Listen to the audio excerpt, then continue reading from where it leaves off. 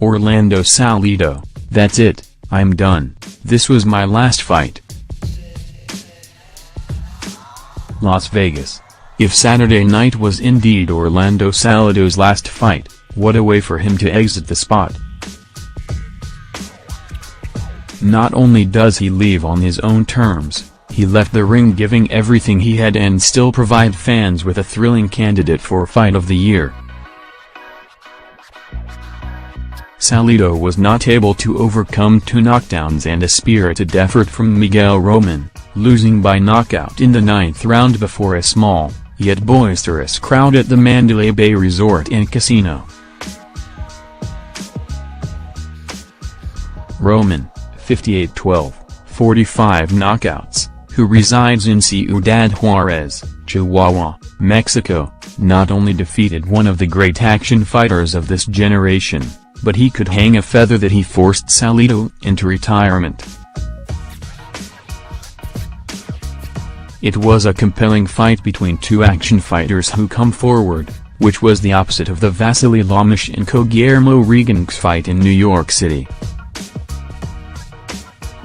Salido, 44-14-4, 31 KOs, who made his pro debut at the age of 15 in March of 1996, was not able to secure a fight with Lomachenko or any of the top fighters at 130 pounds. So he settled on Roman, a fighter who has been on the cusp of big fights, but has never defeated an elite fighter. Salido may not be an elite fighter, but he is not the best victory on Roman's ledger. Salido, who grew up in Ciudad Obregón, Mexico and currently resides in the Phoenix area, started out well early on in the fight and it looked as though Salido hurt Roman to end the opening round, courtesy of a right cross to the head.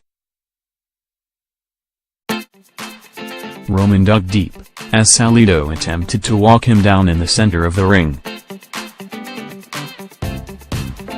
With about a minute left in round 4, Roman dropped Salido with a counter right hand to the head. Salido was not visibly hurt as he stood up, fighting back until the bell sounded to end the round. Salido seemed to overcome the knockdown to control the middle rounds. He was able to win exchanges and slow Roman down by digging vicious left hooks to the body. Just when it looked as though Salido had momentum on his side, Roman dropped Salido with a there punch combination in the 8th round, finishing with a left hand to the head. Salido did beat the count, but had to survive the barrage Roman threw at him to end the round. The end came at 1:43 of the 9th round when Roman forced referee Robert Byrd to step in and save Salido from receiving further punishment. "I had to overcome him," said Roman, who was trained by Rudy Hernandez. "It was an honor to fight a great champion like Orlando Salido tonight. My training camp went well." Asked what was next, Roman wants to fight the best fighters at 126 or 130 pounds. "I want to fight any champion. I felt like everyone was against me. If I would've lost, I would have retired. This is my moment." Salido leaves the sport on better terms than when he entered it. The 37-year-old made decent money through boxing and, for the most part, is in decent health despite the numerous wars he had in his career. Never say never, but Salido is done with boxing. "That's it," said Salido, who is managed by Zanfer Promotions. "This is my last fight. All the years fighting have taken their toll on me. I've beaten some great fighter, but I could not beat time. It finally took its toll on me." Roman will likely stay at 130 pounds. There are some attractive bouts, including a possible showdown with WBC title holder Miguel Berchelt. Junior lightweight Tevin Farmer thought he did enough to defeat Kenichi Ogawa, but was surprised to hear Ogawa win by split decision in the co-main event Saturday night.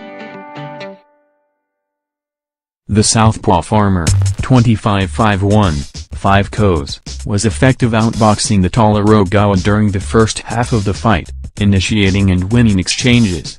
Whether it was on the inside or from the outside, Farmer effectively landed to the head and body. Sensing he was down in the fight, Ogawa, 23-1, 17 KOs, pressed the action, especially in the final 4 rounds. His aggression would make him miss, which Farmer would counter with left hands to the head. Both has their moments in the final round. One judge scored about 116-112 in favor of Farmer, but the other 2 judges scored about 116-112 and 115-113 for Ogawa. After the decision was announced, Farmer looked distraught.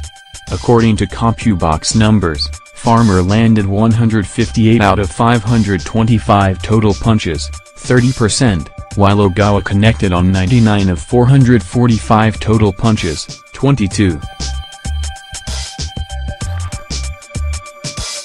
It will be interesting to see if Farmer and his handlers petitioned the IBF for an immediate rematch or if Ogawa will be allowed to make a voluntary defense. Junior lightweight contender Francisco Vargas benefited from a long rest, returning to the ring after an 11-month layoff to defeat Stephen Smith by unanimous decision. Vargas, 24-1-2, 17 KOs, did not do anything spectacular throughout the fight. Vargas simply outworked on the inside, beating Smith to the punch. Smith, 25-4, 15 KOs, had his moments during the middle rounds, landing right hands to the head and attempting to work the body. Unfortunately for Smith, he was not able to keep up with the same punch output as Vargas.